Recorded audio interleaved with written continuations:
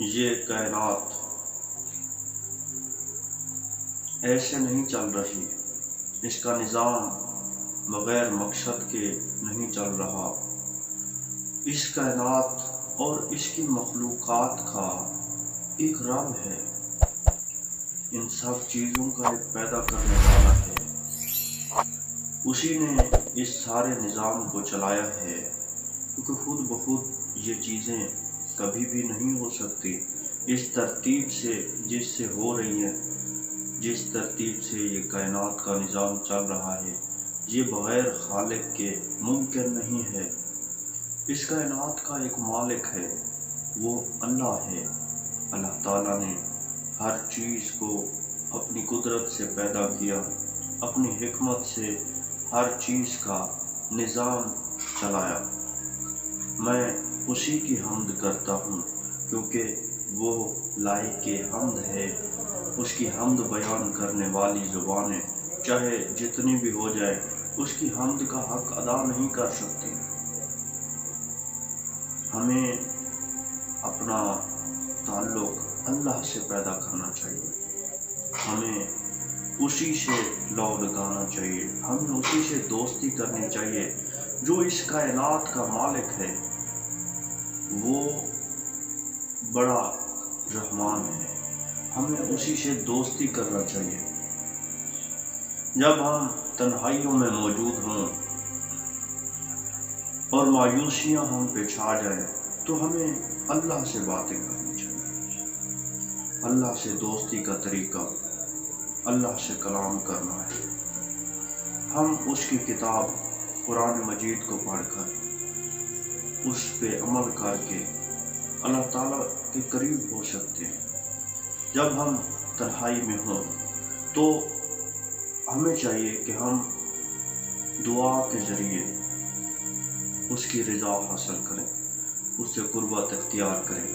جب ہم دعا کریں گے، جب ہم اسی سے مانگیں گے، ہمارا رابطہ اس سے رہے گا، تو یہ کیسے ممکن ہے کہ وہ ہمیں بھلا دے گا، ہمیں چھوڑ دے گا؟ وہ تو کسی کو نہیں چھوڑتا۔ جب ہم اپنی امید اسے قرار دیں گے تو وہ کبھی بھی ہماری امید کو نہیں توڑے گا۔ وہ بہت بڑا ہے، وہ عطا کرنے والا ہے۔ اگر ہم ایک قدم بڑھائیں تو اس کی رحمت کئی گنا ہے۔ اگر ہم اس سے دوستی کرنا چاہتے ہیں تو ہم اس کی بتائی ہوئی راہ پہ چلیں۔ اس کا بتایا ہوا راستہ بہت سیدھا راستہ ہے اور بہت واضح راستہ ہے۔ ہمیں اس کی بتائی ہوئی راہ پر چلنا چاہیے۔ جب ہم اس کی بتائی ہوئی راہ پر چلیں گے، جب ہم اسی سے مانگیں گے، جب ہم اس کے کہنے پہ عمل کریں گے، جب ہم اپنا تعلق اسی سے پیدا کریں گے، تو اس کی اور ہماری دوستی پکی ہو جائے گی۔ دنیا سے دوستی کرنا یہ کوئی اعتبار والی بات نہیں ہے، جبکہ اللہ سے دوستی کرنا، اللہ کو دوست بنانا، یہ بہت بڑے فائدہ مند چیز ہے، کیونکہ اللہ ہر چیز کا مالک ہے۔ جب ہم مالک سے دوستی کر لیں گے تو مخلوق بھی ہم سے دوستی کرے گی، ہمارا ایک معیار بن جائے گا۔ تو ہمیں دعا، عمل اور نیک نیتی سے اپنے رب سے تعلق پیدا کرنا چاہیے۔ یہ تعلق جو بندہ اور خدا کے درمیان تعلق ہے، یہ سب سے زیادہ مضبوط تعلق ہے۔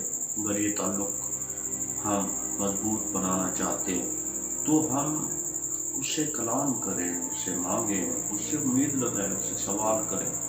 وہ اپنے بندے کی بات سنتا ہے، اپنے بندے کی دل کی نیتوں سے آگاہ ہے، وہ مخلوق کی ہر چیز سے واقف ہے، وہ چیونٹی کے چلنے کی آواز سے بھی واقف ہے، وہ ہر چیز جانتا ہے، کوئی چیز اس سے پوشیدہ نہیں ہے۔